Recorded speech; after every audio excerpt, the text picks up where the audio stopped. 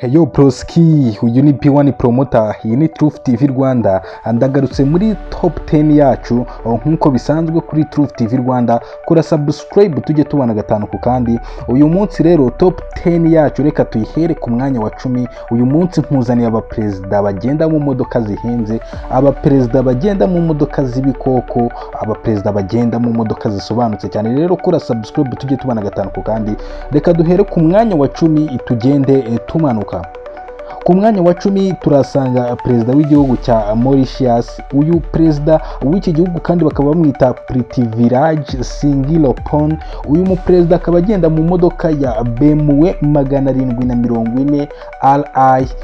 Iyi modoka kandi ikaba ihagaze igiciro cy'ibihumbi 96 by'idolari.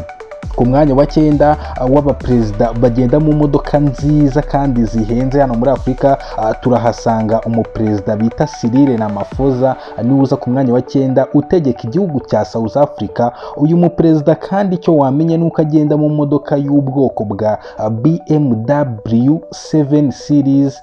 BMW nkuko nari mbikubwiye rero, iyi modoka ikaba ifite agaciro k'ibihumbi 100 by'amadolari kuzamura. Urumva ko perezida wa Afurika y'Epfo rero nawe mu binyabiziga atajya yisondeka. Ku mwanya wa 8 turasanga perezida bita Lazarus Chakwera. Uyu nguyu perezida Lazarus Chakwera akaba ayobora igihugu cya Malawi. Uyu mu perezida kandi akaba agenda mu modoka bita Mercedes Benz S560. Uyu mu perezida iyi modoka agendamo ikaba ihagaze agaciro k'ibihumbi 130 by'amadolari. Urumva rero ko uyu mu perezida wo muri Malawi nawe atisondeka ku kinyabiziga agenda. Mukora subscribe tujye tubana gatanu ku kandi, ntugajye ucikanwa na zino top 10 zo kuri Truth TV Rwanda.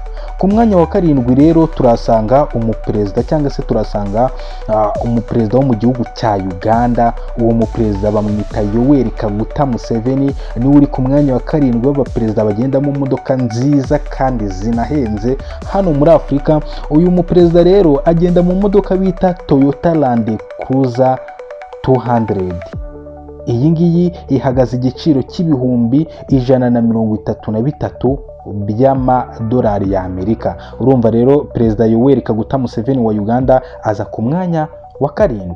Ku mwanya wa 6 turasanga perezida w'igihugu cya Nigeria, Bola Ahmed Tinubu. Uyu muperezida rero ni uza ku mwanya wa 6 w'abaperezida bagenda mu modoka nziza kandi zihenze. Uyu muperezida akaba agenda mu modoka y'ubwoko bwa Mercedes Benz S Class 2016. Iyi modoka agenda mu perezida wa Nigeria ihagaze ibihumbi 175 byibura kuzamura. Urumva ko rero Tinubu Ahmed perezida wa Nigeria atajya nawe yisondeka mu binyabiziga agendamo. Ku mwanya wa 5 turasanga perezida wa Kenya. Perezida wa Kenya uwo nta wundi bamwita William Ruto. Uyu umugabo kandi akaba agenda mu modoka ya Toyota Land Cruiser V8. Iyi modoka ikaba ihagaze agaciro k'ibihumbi 180 by'amadolari ya Amerika. Urumva rero William Ruto perezida wa Kenya nawe ku binyabiziga agendamo ntajya yisondeka, ntajya yihangika rwose. Urumva ko ahangaha agenda mu modoka ibasha iterera imisozi, imodoka y'igikoko. Kora subscribe tujye tubana gatanu ku kandi no kuri iyo nzogera kugira ngo inkuru za Truth TV Rwanda zijye zikugeraho gatanu ku kandi. Ku mwanya wa 4 turahasanga perezida w'igihugu cyangwa se umwami w'igihugu cya Maroc, bamwita Mohamed wa 5. Uyu Mohamed wa 5 icyo wamenya nuko agenda muri Mercedes Pullman 600. Imodoka Mercedes Pullman 600 akaba ari yagendamo. Iyi ngiyi ihagaze igiciro cy'ibihumbi 200 by'amadolari ya Amerika. Urumva rero umwami wa Maroc agenda muri Mercedes Pullman, imodoka y'igikoko igura amadolari ibihumbi 200 ya Amerika. Ku mwanya wa 3 turasanga perezida wa Namibia bita Nangolo Mbumba. Uyu nguyu kandi agenda mu modoka y'igikoko Mercedes Benz S600 RS. Iyi niyo modoka agendamo perezida wa Namibia rwose. Igiciro cy'iyi modoka gihagaze ibihumbi 370 y'amadolari y'Amerika. Ibihumbi 370 rwose. Urumva ko perezida wa Namibia atisondeka, atajya yihangika habe na gatoya. Reka dukomeze rero kuri iyi top 10 yacu.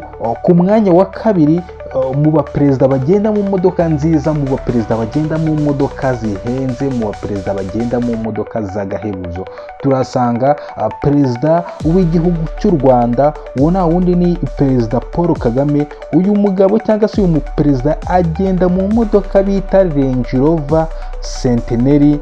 Iyi ngiyi icyo wamenya ni uko igura ibihumbi 500 by'amadolari kuzamura. Urumva rero perezida w'u Rwanda Paul Kagame ntago ajya yihangika mu binyabiziga agendamo cyangwa se mu binyabiziga akoresha. Ku mwanya wa mbere rero ntagutindiye, ariko kora subscribe tujye tubana 5 kuri 5. Kora kuri iyo nzogera ujye uhabwa top 10 cyangwa se ujye ubona top 10 zose twaguteguriye. Ku mwanya rero wa mbere turasanga perezida wa Egypt cyangwa se perezida wa Misiri Abdel Fattah. Uyu mugabo agenda mu modoka bita Mercedes Benz S class. Iyi modoka kandi ikaba ihenze cyane kubera yuko iyi modoka ihagaze ibihumbi 550 by'amadolari y'Amerika. Urumva rero perezida wa Egypt cyangwa perezida wa Misiri Abdel Fattah agenda mu modoka rwose y'igikoko Mercedes Benz yahagaze ibihumbi 550 by'amadolari. Nkuko nari mbikubwiye, kora subscribe tujye tubana 5 ku kandi. Rero iyi ni Truth TV Rwanda, njyewe ndi B1 promoter. Ikiganiro top 10 n'indi ma documentaire nakagaruka.